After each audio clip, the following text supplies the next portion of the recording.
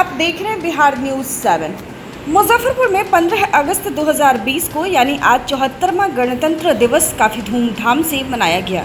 हालांकि कोरोना संक्रमण को देखते हुए सोशल डिस्टेंसिंग का पूरा ख्याल रखा गया। जगह जगह पर पदाधिकारियों ने ध्वजारोहण कर समारोह को संपन्न किया।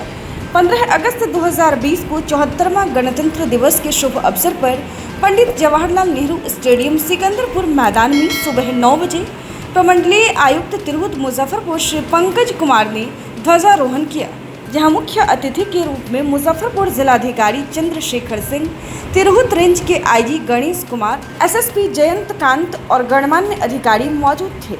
वहीं आईजी कार्यालय में तिरहुत रेंज के आईजी गणेश कुमार, जिलाधिकारी कार्यालय में जिलाधिकारी चंद्रशेखर सिंह, एसएसपी कार्यालय में एसएसपी जयंत कांत ने ध्वजारोहण का समारोह संपन्न किया।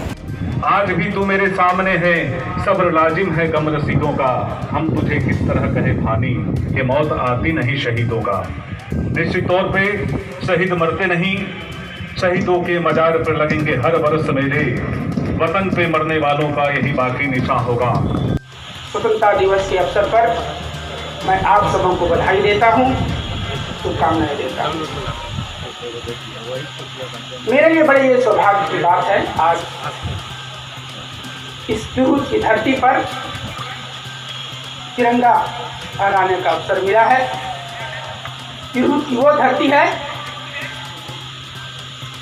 जहाँ से हम इस देश के महापुरुष राष्ट्रपिता महात्मा गांधी को याद करते हैं, और यह उनकी कर्मभूमि रही है जब उन्होंने 1917 में पूरे विश्व को एक अहिंसात्मक आंदोलन की बुनियाद रखी और उसकी प्रयोगशाला उन्होंने बिहार को बनाया। दोस्तों, हम नई पीढ़ी को ये संदेश देना चाहेंगे कि आज का दिन 15 अगस्त 1947 आज से लगभग 73 वर्ष पूर्व वह समय था।